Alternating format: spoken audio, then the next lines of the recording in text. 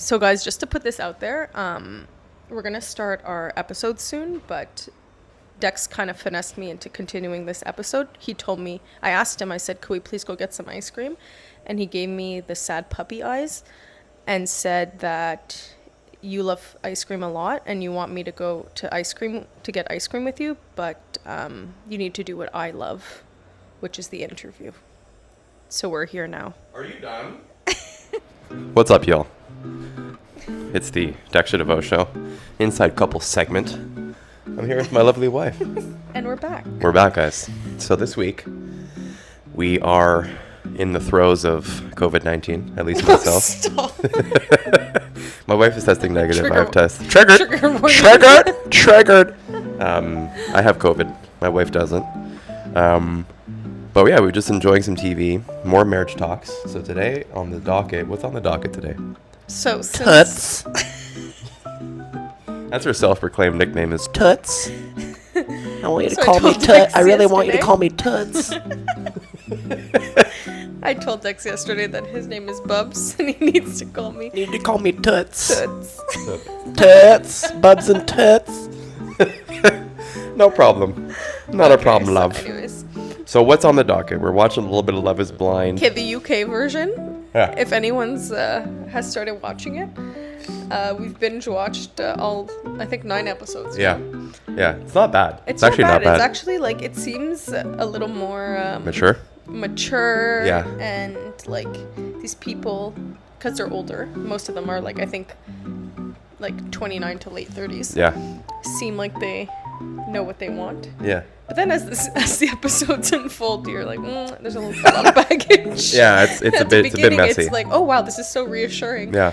People in their 30s know what they want, but then you get blindsided a little Again, bit. I think, yeah. So what are some lessons we've taken away thus far from watching Love is Blind? So guys. Yo, okay, a big lesson. Oh Never my tell god. the truth. Oh my god. Never be honest. Always lie to your partner. Okay, no, like this is a okay. So we were talking about this last night. Joking aside. Obviously we're joking, but like I think it opens up a larger conversation that I had where we were watching. What's the guy's name? Freddie and Catherine. Spoiling it.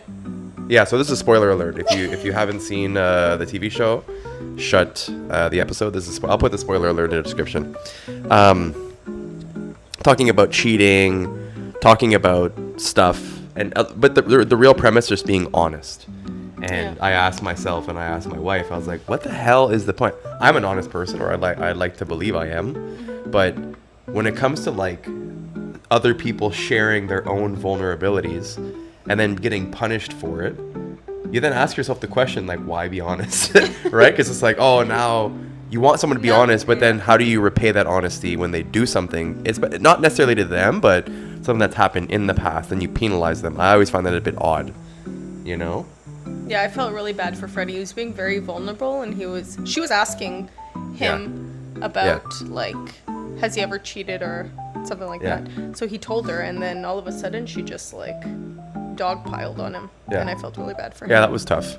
I think another lesson we took away is, like, the gaslighting of partners. Yes. Like, so the girl, Kat or Catherine, whatever the hell you want. We're still on the Freddie, and her name's Catherine. Catherine and Freddie. They're like whatever the couple we've I think paid attention to the most. Well, they have the most screen time. They have the most screen time. So I guess like Love is Blind. They're really like I guess they kind of like the edit is really close. Their edit is they have a clean edit, right? Yeah. And I find this interesting where Catherine is doing these things and she's asking her girlfriends about specific advice, and then her girlfriend's just dogpiling against Freddie. And just reinforcing what she's already. Yeah, so I think that's like a question that I want to ask and try to take the lessons away from that in terms of in a marriage, how do you manage your own internal arguments that you have? Like, because these couples aren't even married, right? So what lessons can we take away as a married couple and then share that with our own audience? And for me, it's like you have to be very, very mindful. Like Steve Harvey, the comedian, has a quote.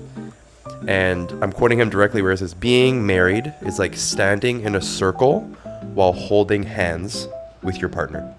And only the conversations on the inside of the circle matter.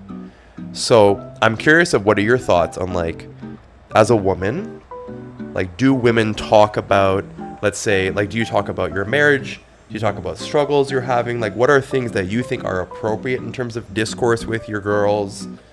Because I'm telling you straight up, guys, like, some guys don't talk about that stuff. Is this You know a what I mean? serious question? This is a serious show. You know what I mean? Well, I think girls do talk.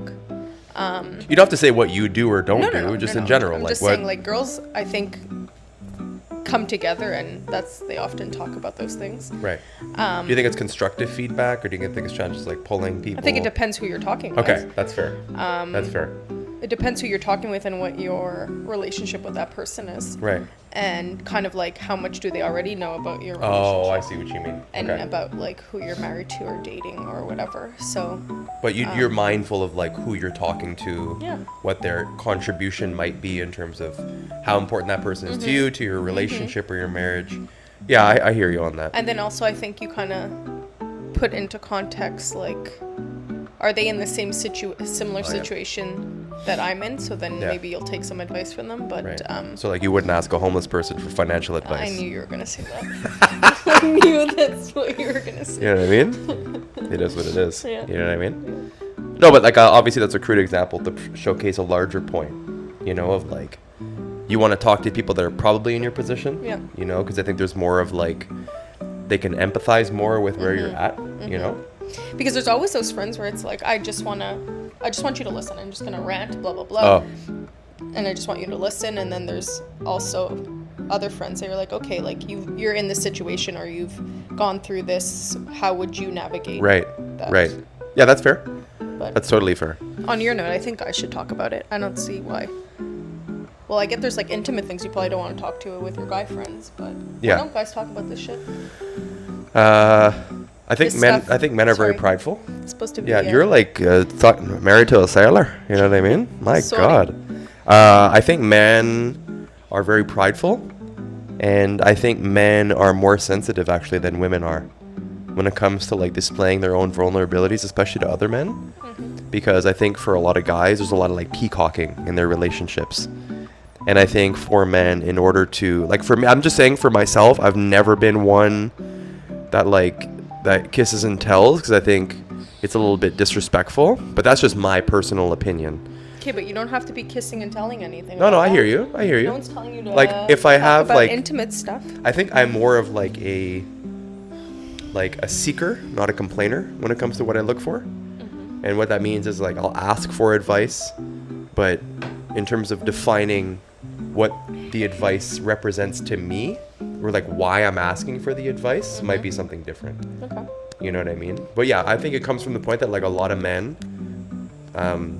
are very insecure when it comes to their emotions and are not in positive places to talk about things that they're really uncomfortable with. Where I think, and also too, there's like a lot of negative stereotypes of men needing to be like strong, and you know, like it's a certain level of toxic stoicism where you shouldn't talk about it. Don't be soft.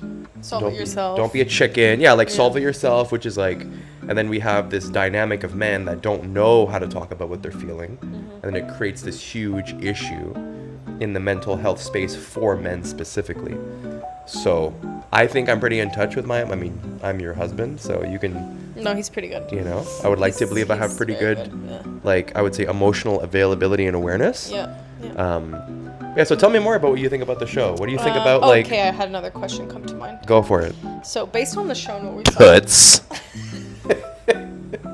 what do you guys think of this new? Yeah, drop a comment in below for the nicknames. Toots nickname. It Toots. just came to mind. Yeah, yesterday. I don't think we're gonna be doing that, y'all. It is what it is, but Okay, anyways, based on one of the episodes, my question is, do you think that parents ooh, should be involved in marriage. in your marriage? Whether it's like you go to your parents because something's yeah. going wrong, or Right. you go to your parents to kind of get advice on who you're scouting out and trying to date. Right. Because on I think the last episode, Yeah. was it 9? Jasmine and Yes, Jasmine and Bobby. Bobby. Yeah. Jasmine's mom was giving some hot takes Mm-hmm. about Bobby, Right. I felt really bad for Poppy.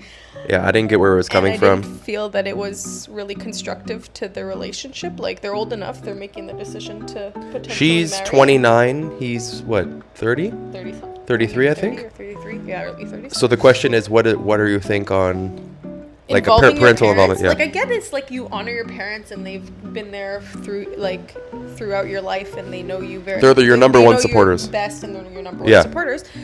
But at a certain point, where do we draw the line? I think that's a great question. Yeah. I think there's like tiers of conversations that should be had.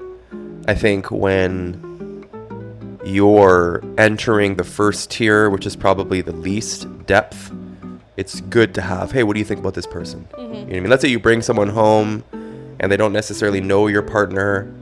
Let's say you're getting to date someone and you're starting off and it's good. I think that it's good to have your parents' involvement in certain things. Now, what those things are, that's for people to define what is or what isn't appropriate. I think when it comes to the more substantive, deeper levels of decision making, I think that, and then this is just my opinion on my type of relationship outlook, I think it's really important to remember who you're getting married to and those voices inside of that circle. I think it's good to have contributions in terms of, let's say you're talking about like kids or you're talking about like home ownership or even just a point of like, is this the right person to marry? I think it's natural to want to have, seek advice. yeah, like it's natural to be like, hey, like, what do you think about this person as my husband, as my wife? Like, But don't make it the end all be all. don't make it the end all be all. Yeah. Right? Again, this is our definition of what we think is appropriate. Yeah. You can be curious about what the audience thinks. This is just our specific point of view. Yeah. Because then you have to ask yourself, what type of relationship do you have? And those voices then dictate the rest of your relationship and most importantly, your marriage. Yeah. So I think you have to ask yourself, and also too, like, you have to be mindful of who really, really has your best interest. Exactly. You know what I mean? Some people have their own biases or their own points of view that might not align with how you want your marriage to look like. And now you're giving the keys or the autonomy to drive your marriage to someone else. Right? And yeah, it's just odd. I just find that odd. What about you? What do you think? No, I was on that same train of thought. I feel like it's like once you kind of give that leverage over to parents or anyone or guardians or whomever, Totally. I feel like you're no longer in the driver's seat, or like you and your partner are no longer in the driver's seat, and that's really the most important part. Like, this union is with you and your partner, not Right. with you and your parents. Like, that Right. was a thing once, you and your parents. Yeah. But now your parents are playing second tier or Like a third supporting tier, role depending- now. Supporting Yeah, role, exactly. depending on like your connection and your relationship with them once I you totally agree. decide to embark on a partnership with someone. Yeah, you take that step, you take that risk, you take that chance. I think it's natural and healthy to have a bit of a rupture. A healthy rupture. It's like a healthy break. While it's not a complete dislocation, but it's like you're making a little bit of healthy space, because what comes with that? It comes with you making your own family. It comes with you making your own decisions. You know what I mean? And I think there's a sense of like independence and growth when Absolutely. it comes to that. And I know like a lot of this we have to put like a caveat, like cultural stuff and whatever. Yeah, Like, oh yeah, for there's sure. all those elements that need to come into play. this is Like, just our this is understanding us. of just our upbringings Yeah, and like- our marriage. Yeah. You don't have to agree with us. It's just our marriage. Yeah. So, right, Toots? Toots. Yeah. So okay, that was That was good. That was a good question. That was actually good. That was a great question. Good job, it's in. Good job, Edson. Good job, Edson. She was nervous about the whole show. I'm giving you a high five. Thanks, Toots. Any other comments? Yeah, these shows are always zesty. There's a lot of I think the problem is again, we put marriage on this pedestal and we make it the biggest problem I have with the concept of marriage, and as a happily married person, is the finality associated with marriage. Yeah. And I always ask myself, like, when we're watching these shows and you're taking away the lessons, you're like, why are these people single for this long? Right? If you're so amazing, Why are you single for this long? Number one. And why do you need to go on Because there's a always a show for contributing love? factor towards singlehood, in my opinion.